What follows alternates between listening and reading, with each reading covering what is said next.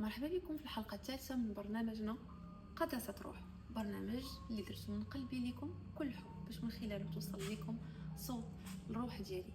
وفي الحلقة ديال اليوم غنهضروا على ثلاثة مبادئ أساسية في إعادة إحياء طاقة الأنوثة، اللي هي المسؤولية المشاعرية، الحرية الداخلية، اتصال بحكمة القلب. علاش هاد ثلاثه المفاهيم؟ حكمه القلب هي القوه الانثويه اللي عندك، وما يمكنش ليها تفعل الا ما كانوش هاد جوج خاصيات قبل مفاعلين عندك، اللي هي المسؤوليه المشاعريه والحريه الداخليه. واش نشرحوا كل مفهوم على بوحدو باش تقدر توصل لك الصوره بطريقه اوضح. اول مفهوم هو المسؤوليه المشاعريه. المشاعر ديالك ماشي ثقل وماشي حمل، وما مطلوبش منك انك تكوني مثاليه. المشاعر ديالك هي عباره عن رسائل، وسمعيني مزيان، المشاعر رسائل.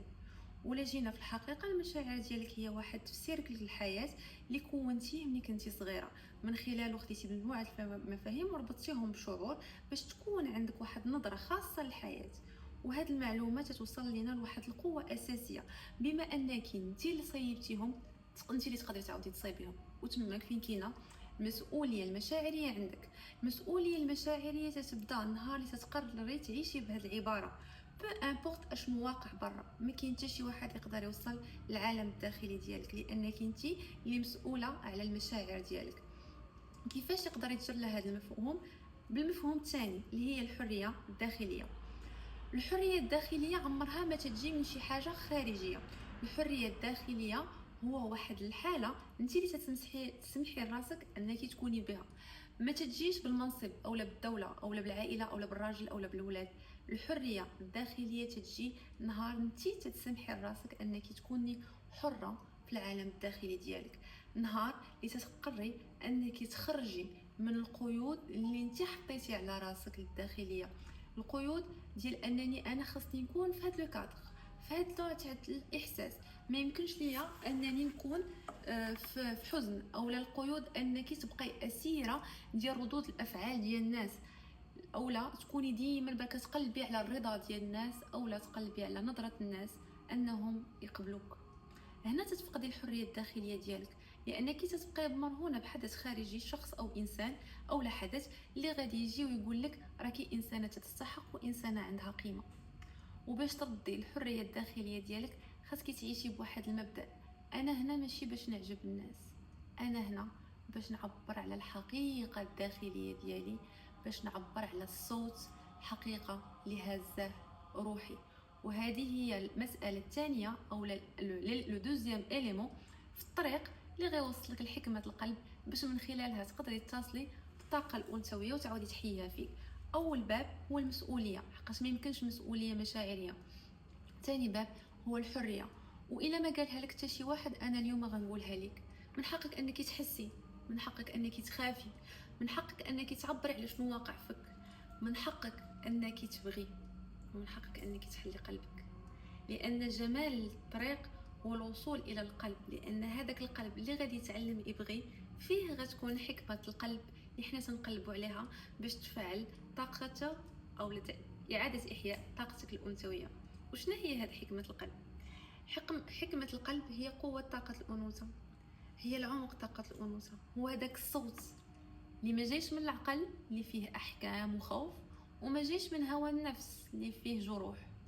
صوت الحقيقه، صوت الروح، هو هذاك الصوت اللي تيقول لك هاد العلاقه ما مناسباكش واخا انت باغا تبقاي فيها. و ميم طون هو هذاك الصوت اللي تيقول لك هاد الطريق راه مزيانه وعارفه راك انت ناقصاك شجاعه.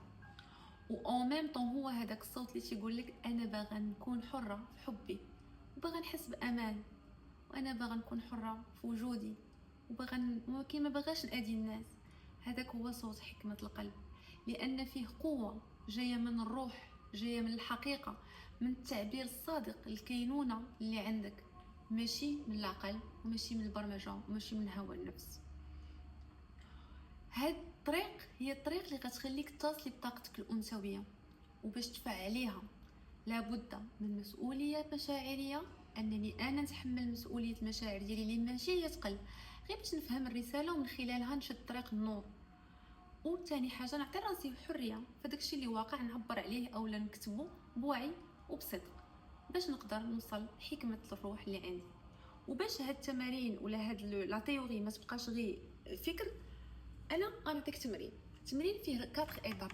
لا بروميير ايطاب اللي تنطلب منك ترجعي للجسد ديالك، انك تحسي هذاك الجسد اللي ما عاجبكش واللي رافضاه، واللي عيا من لي ريجيم، واللي عيا من انا هادي وهادي وهادي، هو البوابه ديالك لطاقه الانوثه. طاقه الانوثه ما تتفاعلش نهائيا في الدماغ وفي العقل وفي الفكر. طاقه الانوثه تتفاعل من خلال الجسد، من خلال الاحساس. واول حاجه تنطلب منك ارجعي اتصلي بالجسد ديالك. والسؤال اللي غنسولك هو باش تتحسي، اللي ديما تنسولو في لي بلاتفورم باش تتحسي. سؤال بسيط ولكن المعاني ديالو عميقه، لانه هو السؤال اللي غيخليك تتصلي بالجسد ديالك. ليطاب الثانيه هي نعطي سميه للحاجه اللي انا حاس بغضب، خاص بخوف. والا ما كانش عندك هذا الوعي المشاعري اللي هو غيديفلوبا افيك لو طون، ما تخافيش وما تقوليش الطريق ماشي ديالي. عبري بهذاك الشيء اللي انت فاهمه وهذاك الشيء اللي عارفه. تنحس بثقل في المعده، تنحس بشي حاجه خانقاني هنا، تنحس بشي حاجه صدري مخنوق، ثقل على كتافي، رجليا ما قاداش نزيد بهم. عبري على هذاك الشيء اللي واقع في الجسد ديالك بالوعي ديالك الحالي، وكوني اكيد انك مادام في الطريق الوعي ديالك المشاعري غيتطور، وغتولي تحطي كلمات دقيقه على المشاعر اللي تتمري بها. لان غير فقط انك توعي بالاسم او لا توعي شنو واقع وتعطيه سميه غيتخفف عليك 50% من الحمل. ليطاب الثالثه هي فهمي الرساله، انك تتصلي مع الجزء اللي تتحسي به، راه عنده لك واحد الرساله، حليها وكوني صادقه وحقيقيه في الطريق. لاننا هنا غنجيو ليطاب الرابعه اللي هي الخيار. اشنو غديري بالرساله؟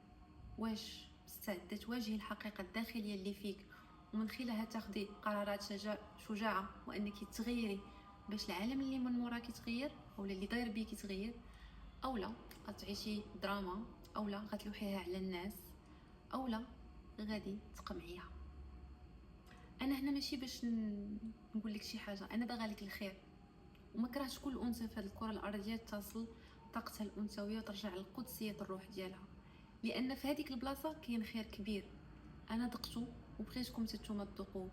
هذا المشوار مشوار حقيقه تبغي شجاعه وصدق، لان التصديق على اي نيه هي الحركه. وعلاش ربي يعطيك الحريه الخيار، وهنا كاين الخيار ديالك اشنو غتختاري ديري به من الرساله للشعور اللي غيجيك. واش مستعده تواجهها وتوصلي لحكمه القلب ولا ماشي دابا الطريق؟ وباش نعطيك تمرين عملي وما نخليش هاد لا فيديو تكون غير دو لا تيوري، دابا اجي ندير واحد التمرين اللي بسيط، اللي من خلاله غنفتح لك واحد البوابه تصلي بالجسد ديالك. اللي غنطلب منك انك تحطي يديك على قلبك وتنفسي واحد شهيق عميق وزفير عميق. مره ثانيه وانتي حاطه يديك على قلبك، رجعي لهذا الجسد اتصلي به، حسي برجليك وبايديك، لو كور ديالك كامل، رجعي ليه. ما تبقايش في الفكر في رحله الزمن ما بين الماضي والحاضر، المخاوف والتحسر. في هذه المساحه انا تندعوك، je t'invite à être présente, à vivre dans la présence. حلي بوابه الحضور، شهيق زفير، وكوني حاضره هنا والان، واتصلي بالقلب ديالك وسولي شنو هي هذه الرساله اللي عنده ليك. ما تضغطيش عليه وما تضغطيش على راسك، غير كوني حاضره معاه. يمكن الرساله ما تبانش دابا، يمكن تبان دابا من بعد دابا شويه غدا، افيك لو طون. يكفيك صدق النيه انني انا في هذه اللحظه تنوي انني نتصل بالقلب ديالي، نتحمل مسؤولتي المشاعريه ونعطي حريه لعالمي الداخلي بايسر طرق بافضل الاحتمالات. يا رب اهديني سبلي ووفقني لاتباعها، يا رب اهديني سبلي ووفقني لاتباعها. لان طريقك انا ما عنديش، طريقك انت اللي عندك، من خلال انك ديري نيه وتصاصلي القوه اللي ربي حاط فيك، قوه الروح، وهو اللي غيولي لك طريقك اللي مناسبه ليك. و pour conclure لا فيديو ديال اليوم، انا جيت باش نذكرك ان المسؤوليه المشاعريه نعمه ربي عاطيها ليك، باش من خلالها تقدري تحلي بوابه داخليه للجنه على الارض، لان الساروت بيديك، ومادام الساروت بيديك فكل شيء ممكن، لان الحل عندك انتي، ما عند شي واحد برا. ومن خلال هذه النقطه بغيت غير نذكرك انك تستحقي الافضل، عطي راسك فرصه.